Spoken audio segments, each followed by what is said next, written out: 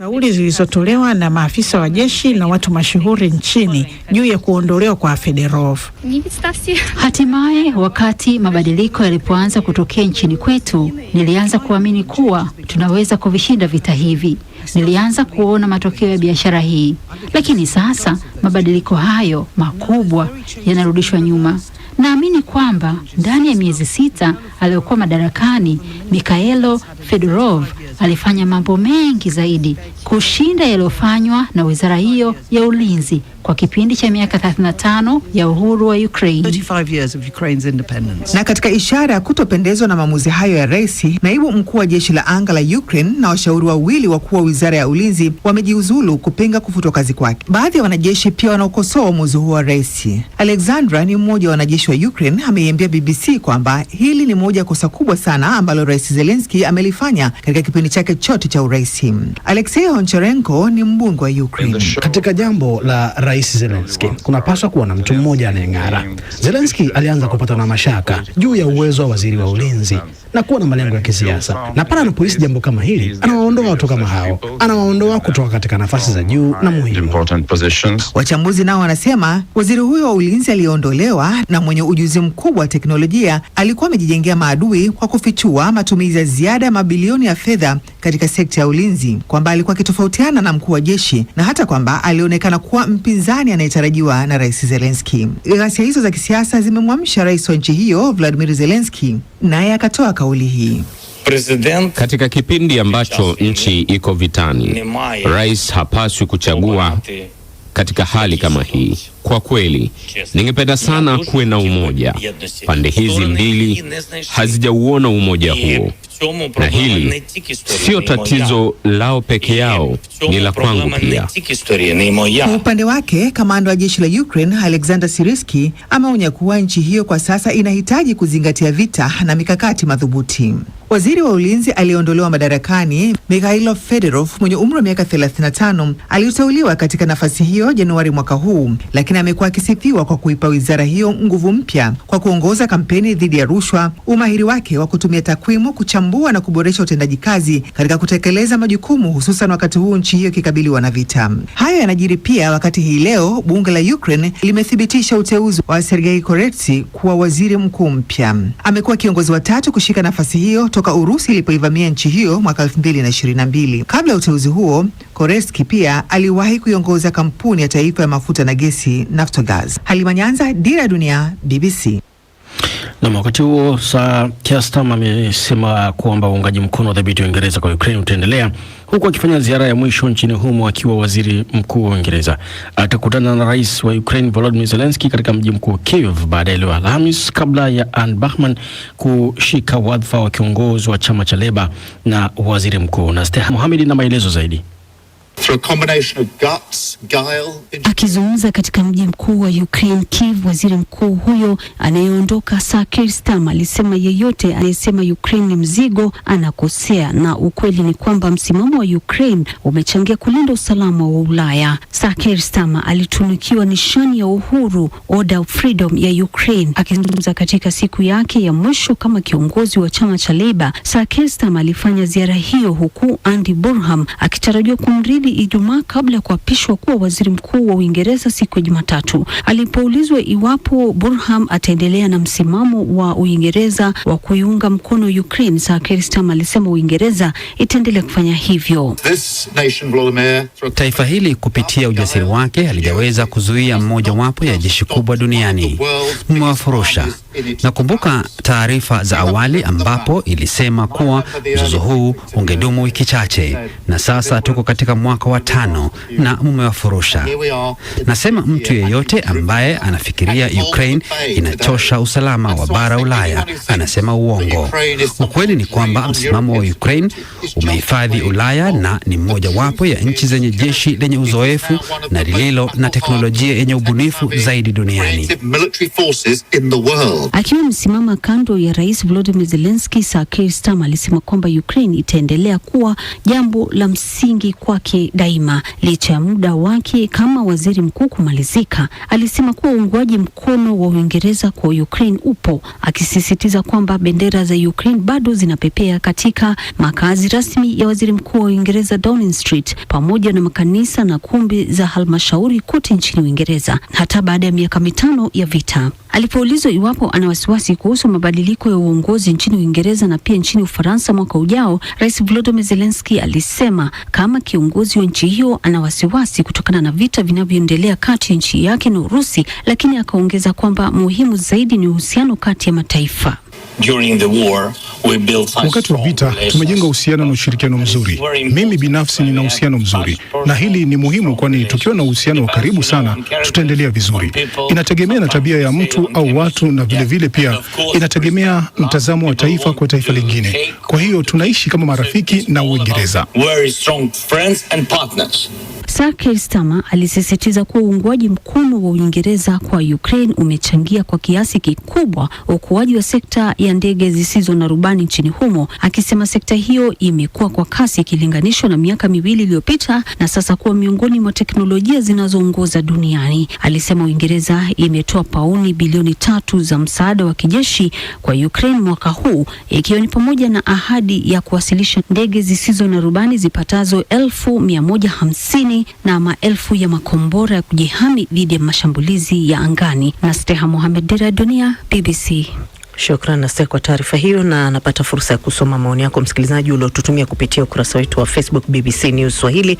Mawaji Robert ukiwa kule Jinja, Uganda, unasema Iran na Marekani mmetuchosha na mzozo wa vita visivyomalizika. Ni kushukuru mwimbaji Pandaela Hagai Vevo, unasema uko kule Kilimanjaro Tanzania, unasema uko nasi hadi tamati ya matangazo haya. Huku Wilfred Kalinjuma wa Burungura Mureba Tanzania anasema kuondolewa kwa waziri huyo Ukraine ni kuona maji yamefika shingoni. Ni kushukuru pia Biko Njayo wa Maheha Tanzania, na Juma Ramadhani ukiwa kule Loya Tabora. Jafari Kopo wa Moshi Tanzania unasema unatupata vyema ukiwa mjini Moshi, lakini vile vile pia namuona Ngalama Maluta wa Isolo Magu Mwanza Tanzania unasema Urusi na Ukraine wazungumze tu, amani ipatikane. Nikushukuru pia Said Makusanya kwa kuwa nasi ukiwa kule Mbagala, na Mawazo Chanya ukiwa Kahama Tanzania katika matangazo haya jioni pia umejumuika nasi, na Hamisi Nyonyo Mnyausi pia ukiwa kule Ruhimba Dodoma unasema viongozi wa mataifa kuweni na madaraka ya kumaliza mizozo.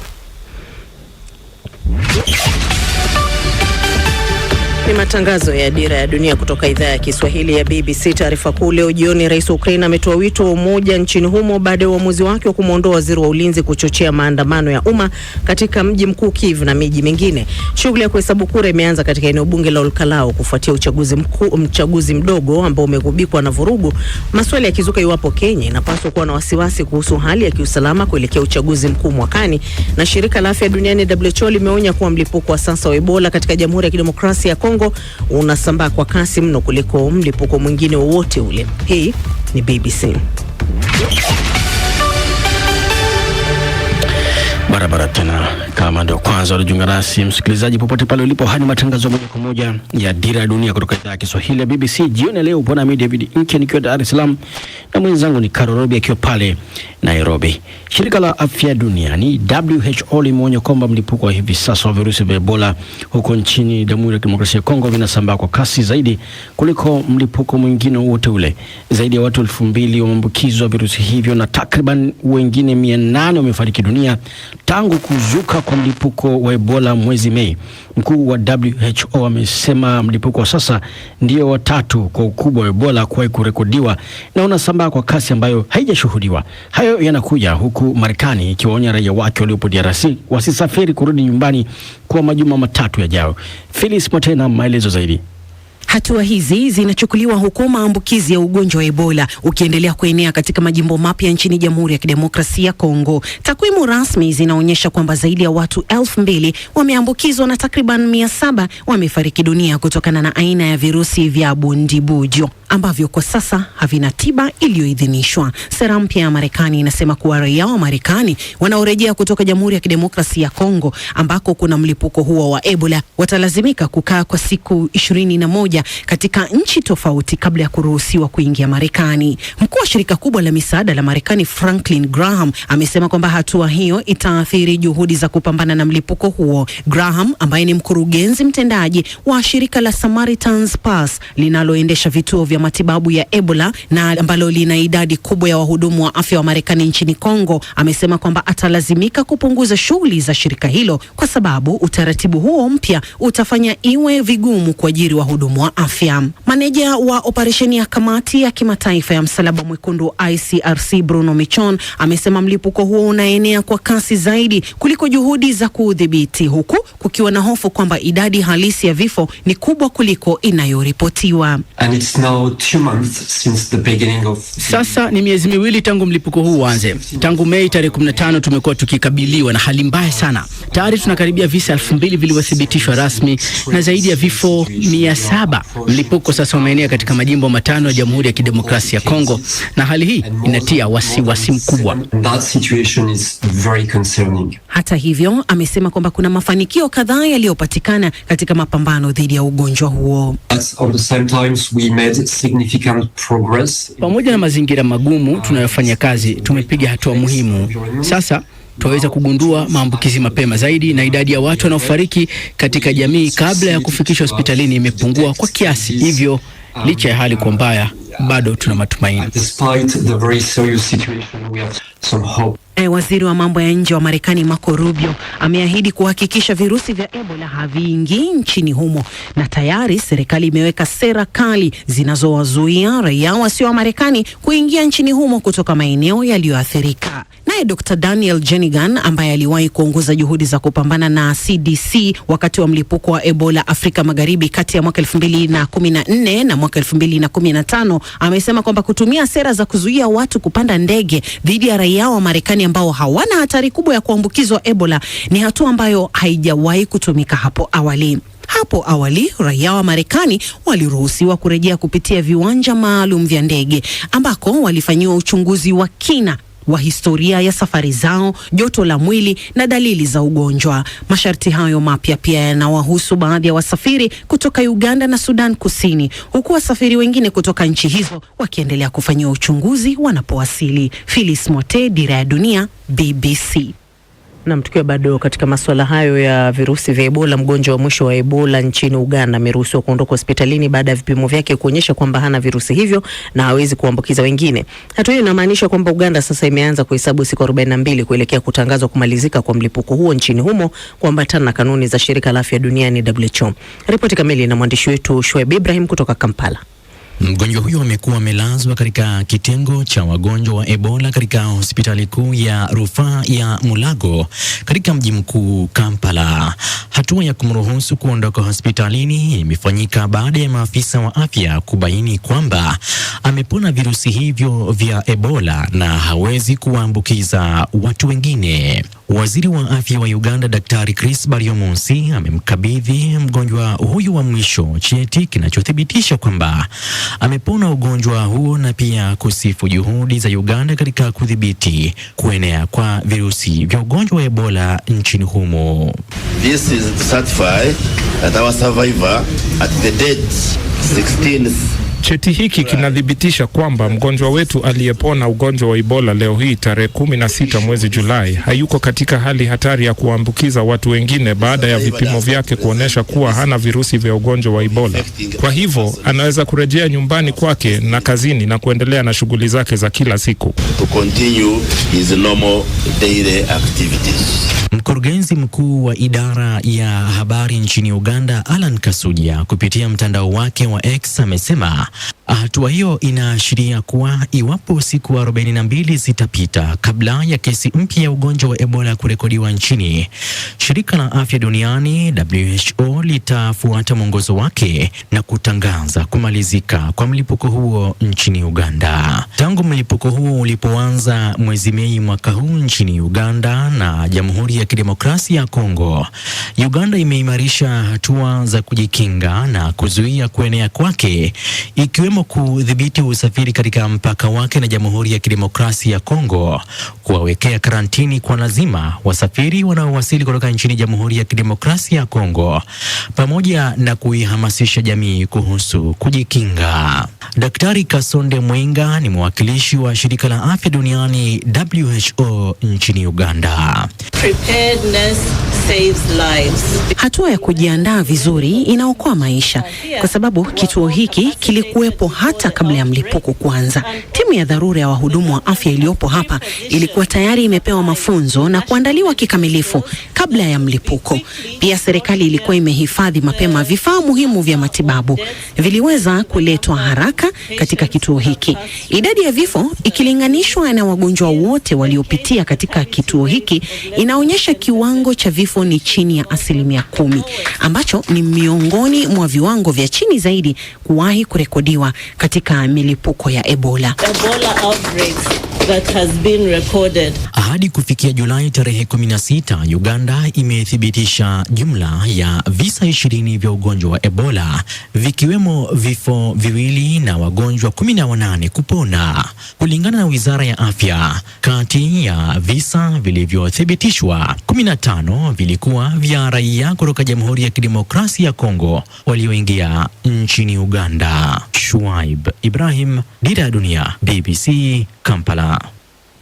Na nikukaribishe kwenye tovuti yetu ya bbc.com/Swahili ambapo kuna habari kemkem hapa, ikiwemo hii ya moja kwa moja. Iran yafanya msururu wa mashambulizi dhidi ya kambi za kijeshi za Marekani, lakini kutoka vita hadi mazungumzo, safari ngumu ya amani kati ya Wahouthi na Saudi Arabia.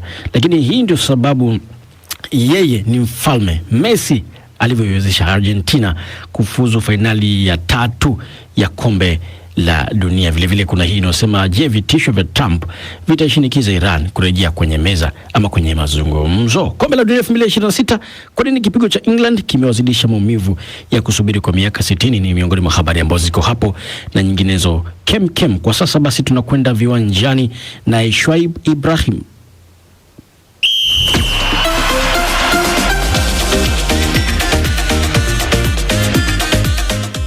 Na shukrani. Timu taifa ya soka ya Argentina huenda ikaadhibiwa na shirikisho la soka duniani FIFA baada ya baadhi ya wachezaji wake kuonyesha bango lenye ujumbe wa kisiasa unaosema kwamba visiwa vya Falkland ni vya Argentina, mara baada ya timu hiyo kuishinda England katika nusu fainali ya kombe la dunia jana usiku.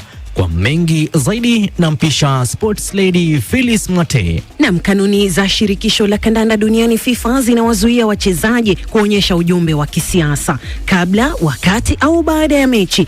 Hivyo kitendo hicho kinaweza kutafsiriwa kama ukiukaji wa sheria za mashindano. Tukio hilo limezua ukosoaji nchini Uingereza, ambapo baadhi ya wanasiasa na wachezaji wa zamani wa England wametaka FIFA ichukue hatua dhidi ya Argentina, ikiwemo kuwasimamisha wachezaji waliohusika. FIFA tayari iliwahi kuitoza Argentina faini mwaka 2014 kwa kuonyesha bango lenye ujumbe kama huo. Utata huo umeibuka licha ya kocha wa Argentina Lionel Scaloni kusisitiza kabla ya mechi kuwa siasa hazipaswi kuchanganywa na soka. Visiwa vya Falkland vilioko kwenye pwani ya Argentina viko chini ya umiliki wa Uingereza, lakini vimekuwa vikizozaniwa na Argentina kwa zaidi ya karne moja.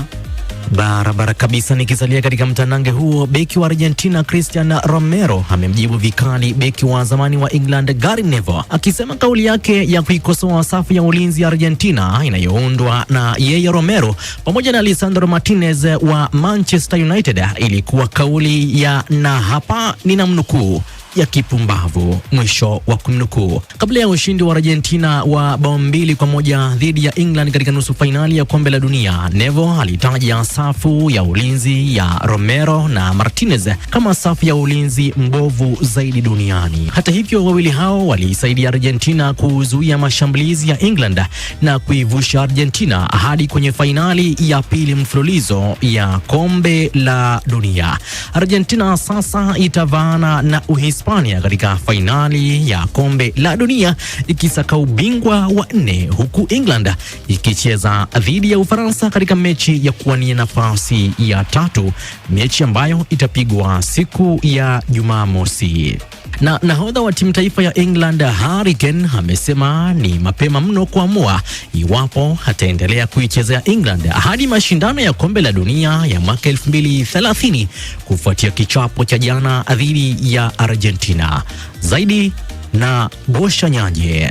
The Three Lions walitangulia kuongoza mchezo huo kupitia bao la Anthony Gordon, lakini Argentina ilitoka nyuma na kulazimisha ushindi wa bao 2-1 na hivyo kuinyima England nafasi ya kucheza fainali ya kombe la dunia kwa mara ya kwanza tangu mwaka 1966. Kane ambaye amefunga mabao 6 katika mashindano hayo alisema anaendelea kutathmini mustakabali wake wa soka la kimataifa mwaka mwingine, akimtaja Lionel Messi kama mfano wa wachezaji anaendelea kung'ara licha ya umri mkubwa. Kocha wa England Thomas Tuchel ambaye anatarajiwa kuendelea kuinua timu hiyo hadi michuano ijayo ya mataifa ya Ulaya amesema timu yake ilikosa kujiamini na uimara wa kimwili walipoongoza, hali iliyowapa Argentina nafasi ya kurejea mchezoni. Shukran Bosha. Nikielekea katika tennis, mchezaji wa Ufaransa Samuel Bensusan ameongezewa adhabu ya kufungiwa kujihusisha na mchezo huo baada ya kupoteza rufaa yake kuhusu tuhuma za kupanga matokeo ya mechi, na sasa marufuku dhidi yake yataendelea hadi mwaka 2030. Awali Bensusan alifungiwa kwa takriban miaka 2 baada ya kupatikana na hatia ya kupanga matokeo ya mechi 4, lakini alikata rufaa katika mahakama ya kusuluhisha kesi za michezo akitaka adhabu hiyo ifutwe, lakini mahakama imetupilia mbali rufaa yake, ikathibitisha makosa yote yaliyokuwa yakimkabili na kuamua kuongeza muda wa adhabu dhidi yake. Na mchezaji nambari 3 kwa ubora duniani Carlos Alcaraz anatarajiwa kurejea uwanjani mwezi ujao katika mashindano ya Cincinnati Open baada ya kupona jeraha la kifundo cha mkono iliyomweka nje kwa miezi kadhaa. Mchezaji huyo hajacheza tangu mwezi Aprili alipoumia katika mashindano ya Barcelona Open. Na huo ndio mwisho wa makala ya michezo, msikilizaji. Mimi ni Shuaib Ibrahim.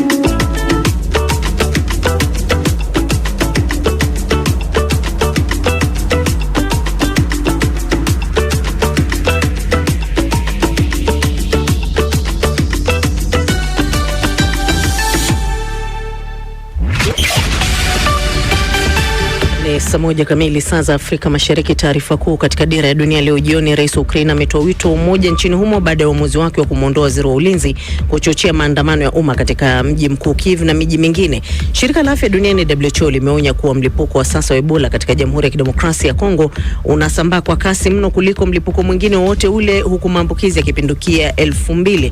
Na leo ni siku ya nyoka duniani. Lengo kuu ni kuelimisha jamii kuhusu umuhimu wa viumbe hawa katika mfumo wa ekolojia. Hii ni BBC. Naam, kama ndo mwanzo unajiunga nasi, karibu sana kwenye matangazo ya Dira ya Dunia kutoka idhaa ya Kiswahili ya BBC. Matangazo ambayo ukiwa kule Tanzania unaweza kuyategea sikio kupitia Radio Free Africa, Radio 1 na Radio 5.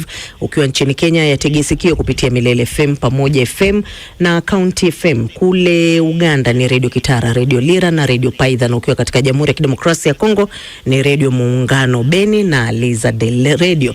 Lakini pia anapatikana kupitia tovuti yetu bbcnewswahili.com, kwenye ukurasa wetu wa Facebook na YouTube BBC News Swahili, lakini pia kwa kwenye FM. Jioni hii uko nami Karorobi na mwenzangu ni David Nkia, na tukisonga mbele, milipuko imesikika kote nchini Iran, ikiwemo katika maeneo ya mbali ukanda wa Ghuba, huku kamandi kuu ya Marekani ikitangaza kuwa imefanya duru nyingine ya mashambulizi makali katika mji mkuu Tehran. Mifumo ya ulinzi wa anga iliwashwa huko Avas, karibu na sehemu ya juu ya Ghuba, vyombo vya habari vya Iran vikisema watu walihamishwa kutoka kwenye hospitali moja kutoka kutokana na mashambulizi ya makombora yaliyotokea katika eneo la karibu. Iran imejibu mapigo ikisema inalenga kuharibu miundo mbinu ya kijeshi ya Marekani katika eneo hilo. Kuwait inasema kuwa imekuwa ikizuia mashambulizi ya ndege zisizo na rubani kutoka Iran. Elizabeth Kaziburi anaarifu zaidi.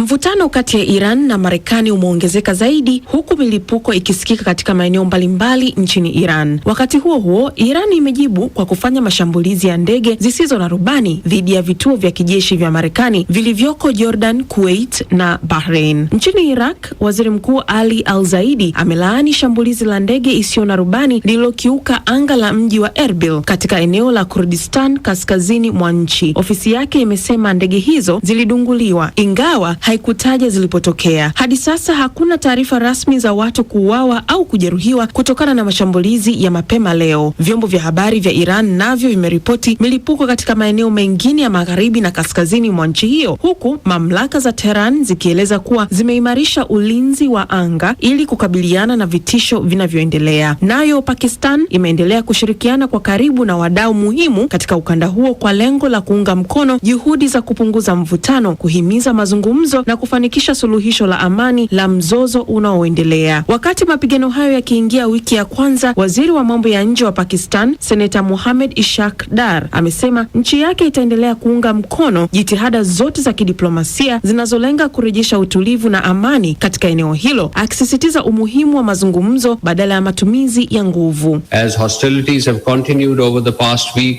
Pakistan reiterates its call. Pakistani inatoa wito kwa pande zote zinazohusika kuonyesha kiwango cha juu cha kuzuia na kuepuka hatua zozote zinazoweza kuzidi kudhoofisha amani na utulivu. Napenda pia kueleza kuwa mataifa mengi hususan yale ya kusini mwa dunia yanaendelea kuathiriwa na hali ilivyo katika mlango wa bahari ya Hormuz. Tunatambua umuhimu wa kuchukua hatua za haraka ili kupunguza athari za hali ilivyo kwa sasa za usambazaji wa nishati duniani ili bidhaa nyingine za kiuchumi ikiwemo biashara na usalama wa chakula. Tunatumaini hali katika mlango wa bahari ya Hormuz itarejea kuwa ya kawaida mapema iwezekanavyo. Vile vile tunasisitiza umuhimu wa kuhakikisha usalama, ulinzi na uhuru wa usafiri wa meli katika eneo hilo.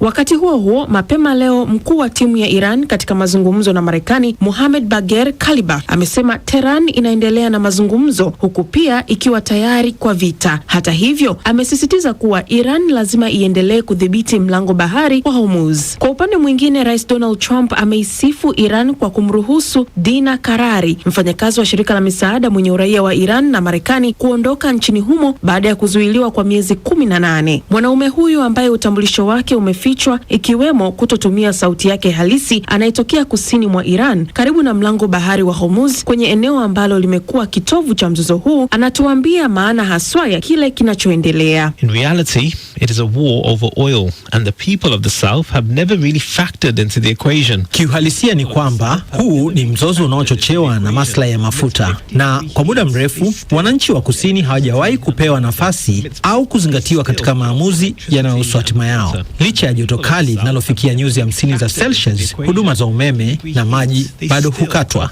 na kila siku kupita ukiwa umejaa milipuko, hofu na msongo wa mawazo.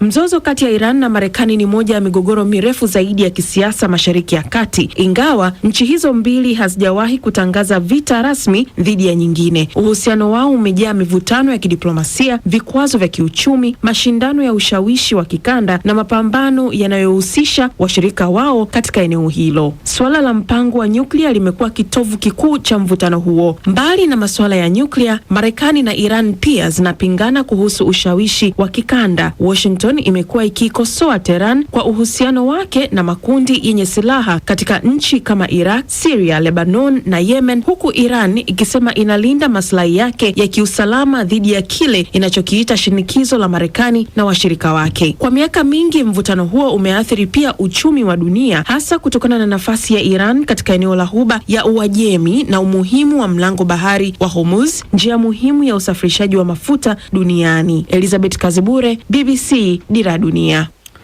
Na kwingineko, shughuli za kuhesabu kura zinaendelea katika eneo bunge la Ol Kalou nchini Kenya ambako uchaguzi mdogo umefanyika hii leo kufuatia kifo cha mbunge wa eneo hilo mapema mwaka huu. Maelfu ya wapiga kura walijitokeza katika vituo mbalimbali kushiriki katika zoezi hilo ambalo limegeuka kuwa ushindani mkubwa wa kisiasa kati ya naibu rais aliyeondolewa madarakani Rigathi Gachagua na Rais William Ruto. Chama tawala cha UDA cha Rais Ruto na chama cha DCP kinachoongozwa na Gachagua ni vyama vikuu katika uchaguzi huu ambao umevutia zaidi ya wagombea 10. Sarafina Robi na maelezo zaidi.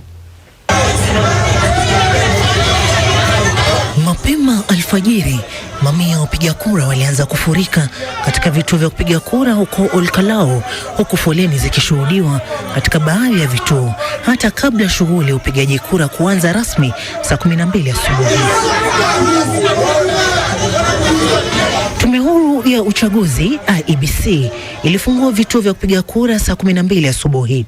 Zoezi hilo liliendelea hadi saa 11 jioni. Hata hivyo, wapiga kura wote walioko kwenye foleni kufikia muda huo wameruhusiwa kupiga kura. Uchaguzi huu mdogo wa ubunge wa Olkalou unafanyika kuziba nafasi iliyoachwa wazi baada ya kifo cha aliyekuwa mbunge wa eneo hilo David Njuguna wa chama cha Jubilee aliyefariki tarehe 29 Machi mwaka huu.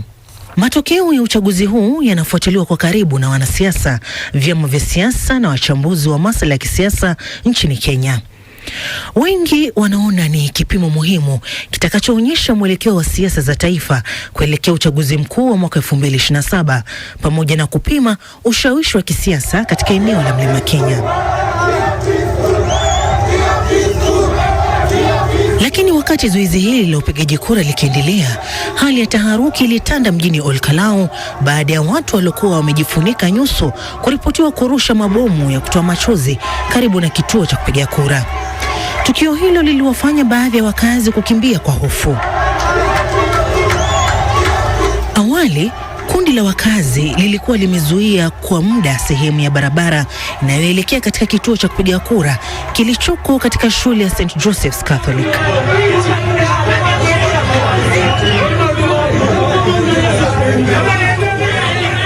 Wakazi hao waliweka mawe na miti barabarani wakisema walitaka kuzuia magari walioyashuku kuwa ya kutatanisha kuingia eneo hilo. Walisisitiza kuwa magari yasiohusishwa na IEBC hayakupaswa kufika karibu na kituo cha kupiga kura. Na mbali na matukio hayo, siku hii pia ilishuhudia tukio lililowavutia wengi. Mgombea wa ubunge kupitia chama cha People's Renaissance Movement, Timothy Kamau Kariuki, aliwasili katika kituo cha kupiga kura cha shule ya msingi ya Kieni akiwa amepanda punda kwenda kupiga kura. Muonekano huo sio wa kawaida, uliofanya wakaazi na wapiga kura wengi kusimama kutazama aliposhuka kutoka kwa punda kabla ya kuelekea kupiga kura. Kamau amesema punda huyo amekuwa njia yake kuu ya usafiri katika kipindi chote cha kampeni. Kamau alisema hatua hiyo inaakisi hali halisi ya maisha ya wananchi wengi wa Kenya na changamoto za kiuchumi wanazokabiliana nazo kila siku. Matokeo ya uchaguzi huu mdogo yanatarajiwa kutangazwa wakati wowote kuanzia sasa. Na msikilizaji, kuendelea kushuhudiwa kwa visa vya ghasia vinavyotekelezwa na makundi ya wahuni nchini Kenya kunatoa mustakabali upi nchini humo, hasa ikizingatiwa kwamba siasa za uchaguzi mkuu wa mwaka 2027 zimeanza kushika kasi. Awali mwandishi wetu Leila Mohamed amezungumza na Daktari Hassan Khanenje, mkuu wa taasisi ya usalama ya HON na mtaalamu wa masuala ya usalama wa kikanda na diplomasia, ambaye ameanza kwa kumuuliza kuhusu mtazamo wake kuhusu swala la magenge ya uhuni ambayo yanachochewa kisiasa na nadhani nini kimechangia kuibuka kwa makundi hayo kama silaha ya siasa za ushindani. Swala la magenge kwa kweli ni swala ambalo linatatiza sana, na sababu kuna swala la magenge ambalo linatumika na wanasiasa ni kwa sababu ya kukosekana kwa mipango mwafaka ya kuhakikisha ya kwamba magenge yanadhibitiwa na vile wale ambao wanaepuka sheria wanachukuliwa hatua kali.